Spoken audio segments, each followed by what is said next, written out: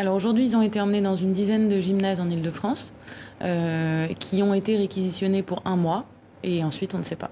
Donc ça veut dire que dans 1 mois, ils retournent dans la rue? Ça dépendra des situations administratives. En fait, en fonction de s'ils sont en procédure d'asile normale, en procédure Dublin, avec un accès aux conditions matérielles d'accueil ou non, ils seront soit orientés vers d'autres dispositifs d'hébergement un peu plus pérennes, soit remis à la rue. Vous avez mené à Caritas une enquête auprès de ces migrants, une enquête en quelque sorte, vous les avez interrogés, une centaine d'entre eux. Qu'est-ce qu'ils racontent de leur parcours? Alors il y a la majorité des personnes qui disent qu'ils ont vécu plusieurs évacuations. La majorité c'était entre 2 et 5, mais 10% en étaient à plus de 10 évacuations. Et on voit une grande lassitude qu'on voit aussi chez les associatifs qui les accompagnent, parce que ça fait des années que c'est les mêmes évacuations, les mêmes retours à la rue, et les personnes sont fatiguées et perdent espoir.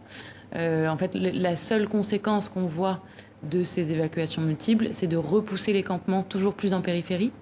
Au départ, ils ont été dans les portes de la Chapelle, porte d'Aubervilliers. Là, maintenant, donc, on était au-delà. Ils étaient dans Paris intramuros. Et maintenant, on est au-delà. Donc, c'est plus compliqué pour les personnes d'avoir accès aux soins, de trouver la nourriture, de trouver une tente, de trouver une couverture. Et quand ils sont remis à la rue, ils repartent de zéro.